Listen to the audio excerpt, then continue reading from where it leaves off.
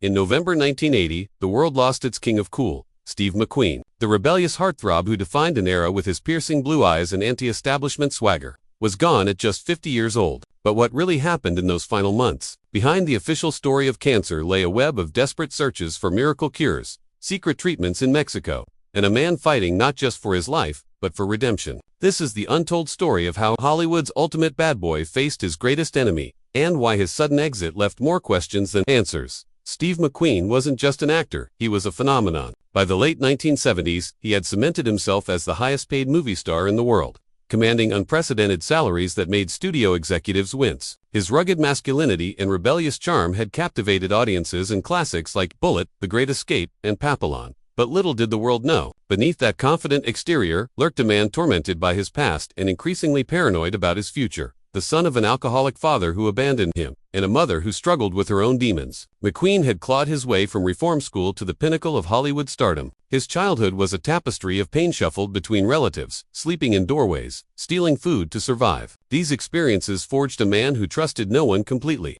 not even those closest to him. By 1978, McQueen seemed to have it all. His marriage to actress Ally McGrath was Hollywood royalty. His ranch in Santa Paula provided the escape he craved from the suffocating glamour of tinsel, and his passion for racing satisfied his need for speed and danger. He had recently completed filming The Hunter, what would unknowingly become his final film, playing a bounty hunter, a role that seemed to mirror his own relentless pursuit of authenticity in an artificial world. Yet those who knew him intimately began to notice subtle changes. The man who once lived for the thrill of 200 mph motorcycle races was becoming increasingly withdrawn. He spoke more frequently about mortality, about the fleeting nature of fame. His legendary parties at the Santa Paula Ranch became less frequent, replaced by quiet evenings where he would sit alone, staring into the distance as if searching for answers in the California horizon. The truth no one dared to speak was that Steve McQueen, the man who seemingly feared nothing, was beginning to fear everything. He had started to experience strange symptoms, a persistent cough that wouldn't go away, unexplained fatigue that left him exhausted after simple tasks,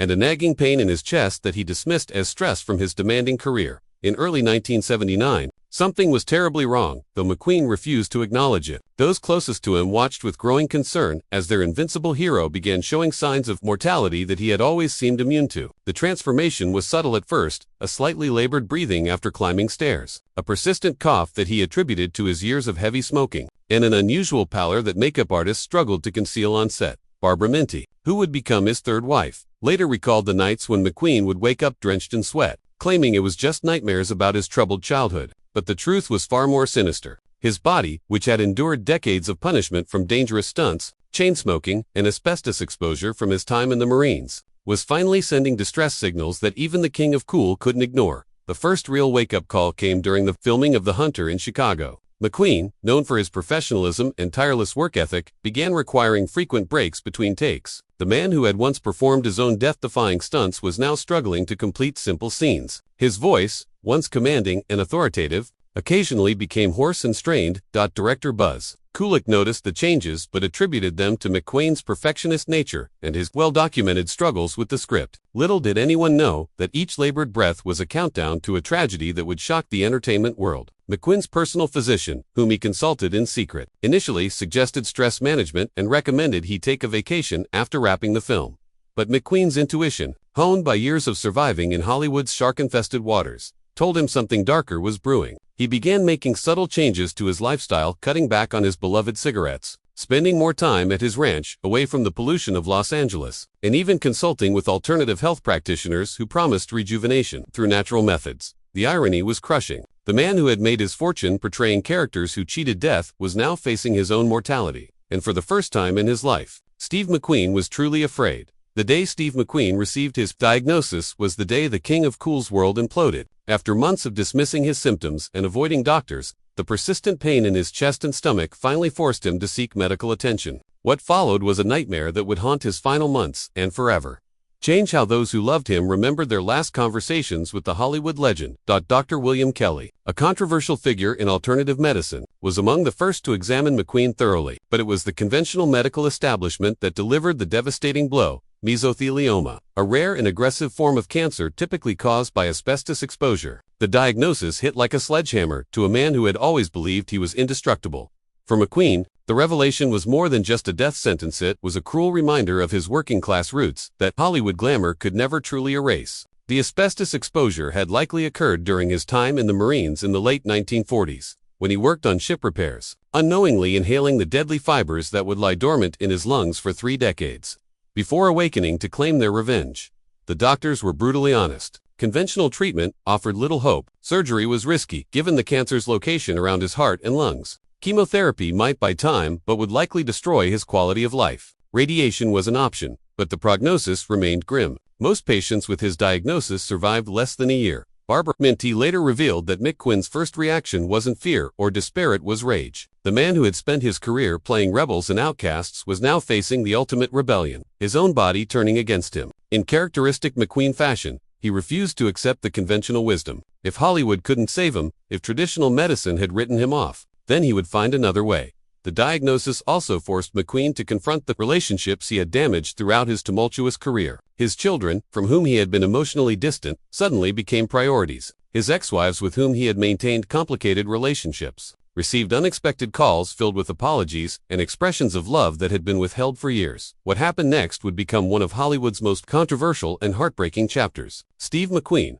faced with his own mortality, embarked on a desperate journey that would take him from the exclusive clinics of Beverly Hills to the alternative treatment centers of Mexico, from conventional oncologists to faith healers, from accepted medical practice to the fringes of hope. The first phase of his secret battle involved traditional treatments, conducted away from the prying eyes of the media. McQueen understood that any public knowledge of his condition would not only end his career but also subject him to the kind of invasive scrutiny he had spent his life avoiding. He underwent surgery at Cedars-Sinai Medical Center under an assumed name, with only his closest confidants aware of the true nature of his condition. The operation, designed to remove as much of the cancerous tissue as possible, was partially successful but left McQueen weakened and facing the harsh reality that conventional medicine had reached its limits. The recovery was brutal for a man accustomed to physical strength and independence. Barbara Minty described watching her husband, once the epitome of masculine vitality, struggling to climb the stairs in their Malibu home, but Steve McQueen had never been one to surrender, and his battle against cancer would prove to be the performance of his lifetime. He began researching alternative treatments with the same meticulous attention to detail that he brought to his film roles. He contacted medical facilities around the world, consulted with practitioners of experimental therapies, and even reached out to other celebrities who had faced similar diagnoses.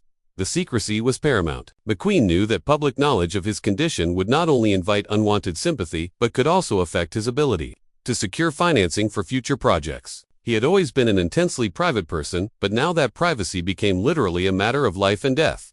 During this period, McQueen's personality underwent a profound transformation. Friends noticed that the man who had always lived for the moment was now planning for the future with an urgency that was both touching and heartbreaking. He spent hours writing letters to his children, recording messages for Barbara, and even outlining plans for posthumous projects that would preserve his legacy.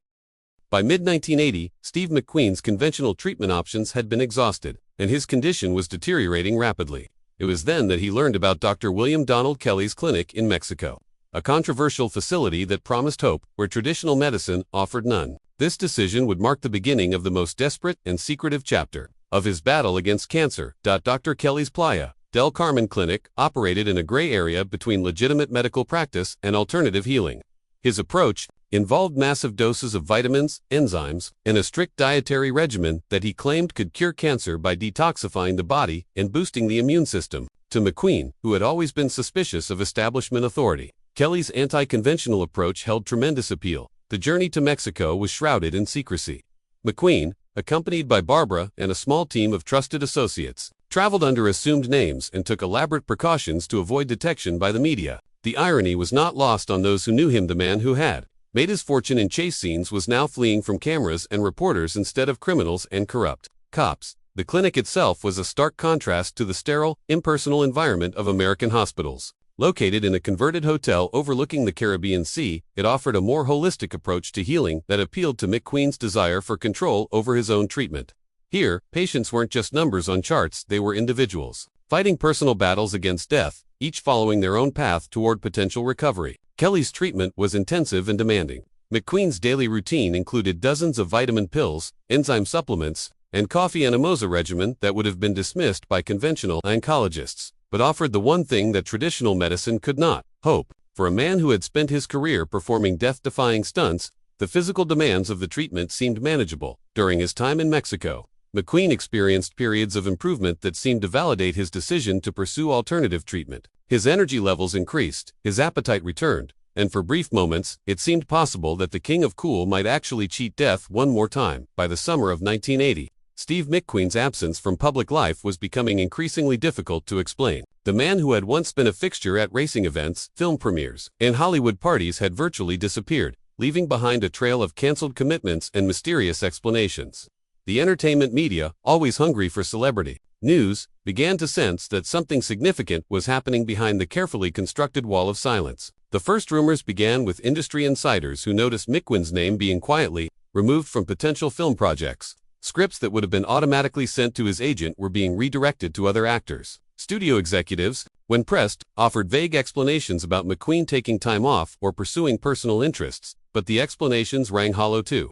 Those who knew his driven personality, paparazzi photographers, denied their usual opportunities to capture candid shots of the star, began stalking his known haunts with increased intensity. His Santa Paula ranch became a fortress, with security measures that seemed excessive even for a privacy-obsessed celebrity. The few photographs that emerged showed a dramatically changed man, gaunt, pale, and bearing little resemblance to the vital actor who had dominated screens just months earlier. The speculation reached a fever pitch when McQueen failed to attend the Indianapolis 500 in May 1980, an event he had never missed during his racing period. Close friends in the racing community began asking questions that his representatives struggled to answer convincingly. The absence was particularly glaring because McQueen had been planning to participate in a racing film project that would have combined his two greatest passions, acting and speed. Barbara Minty later revealed the enormous stress that the media attention placed on McQueen during his illness. The man who had always controlled his public image was now helpless to stop the speculation about his health. He became obsessed with tabloid reports, both desperate to know what was being said about him and terrified of what might be revealed. The irony was heartbreaking. The actor who had spent his career playing characters who lived outside society's rules was now trapped by society's insatiable curiosity about his private struggle. The most painful aspect of the media attention was its impact on McQueen's family. His children, already dealing with their father's illness, were now subjected to relentless questioning by reporters and classmates. The sanctuary of his ranch, once a place of peace and reflection, became a prison where every venture outside risked unwanted exposure. As autumn 1980 approached, Steve McQueen's condition was deteriorating despite the alternative treatments, and his search for a cure became increasingly desperate. The man who had once conquered Hollywood through sheer determination was now facing an enemy that couldn't be defeated through willpower alone. But McQueen's response to this ultimate challenge revealed both the best and most tragic aspects of his character. His quest for healing took him beyond conventional medicine and even beyond Dr. Kelly's alternative protocols. McQueen began exploring every possible treatment option, regardless of how unconventional or experimental it might be. He consulted with faith healers in the Philippines, investigated experimental drug treatments in Europe, and even considered cryogenic preservation as a means of buying time until a cure could be found. The financial cost of these treatments was staggering, but money had never been an obstacle for McQueen when something truly mattered to him. He spent hundreds of thousands of dollars on treatments, consultations, and travel expenses, transforming his final months into a global search for the miracle that would allow him to continue living. Barbara Minty later described the profound sadness of watching her husband, once so supremely confident, clinging to any promise of hope, no matter how remote. During this period, McQueen's relationships with his family took on new depth and poignancy. The man who had been emotionally distant from his children for much of their lives now desperately wanted to share every possible moment with them. He wrote them lengthy letters explaining his absence during their childhood and expressing love that had been difficult for him to vocalize when he believed he had unlimited time.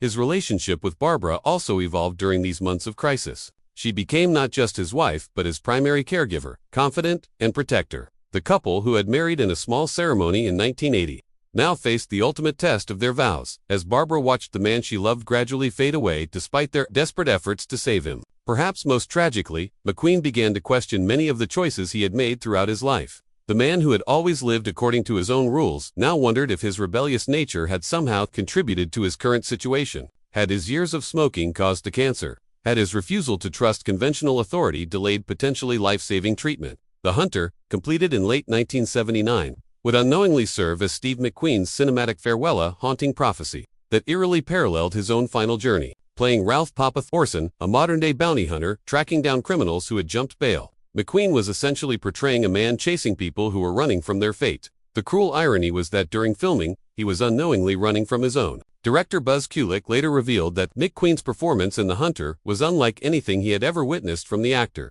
While previous McQueen characters had been cool, detached, and seemingly invulnerable, Thorson was different, more human, more vulnerable, more conscious of mortality. In retrospect, those close to the production realized they were watching an actor who was unconsciously preparing for his own final act. The film's themes of pursuit, capture, and ultimate justice took on profound personal meaning for McQueen as his illness progressed. In one particularly haunting scene, Thorson reflects on the nature of his work, explaining how everyone he hunts eventually gets caught, not necessarily by him, but by something. McQueen's delivery of these lines, filmed during some of his worst days of illness, carried a weight that transcended the scripted material. Barbara Minty, who visited the set frequently, noticed that McQueen was drawing deeply from some inner well of emotion that he had rarely accessed in previous films. The man who had built his career on stoic masculinity was now allowing glimpses of genuine vulnerability to emerge in his performance. It was as if he sensed that this might be his last opportunity to reveal his true self to the world. The physical demands of the role proved challenging for McQueen, who was already experiencing the early symptoms of his illness. Action sequences that would have been effortless for him just a few years earlier now required multiple takes and careful choreography to accommodate his diminishing energy. The production team, unaware of his medical condition, attributed these difficulties to the perfectionist nature that had always characterized his work. When The Hunter was released posthumously in 1980, critics and audiences were struck by the elegiac quality of McQueen's final performance. The film served as an unintentional farewell to a screen legend, capturing both the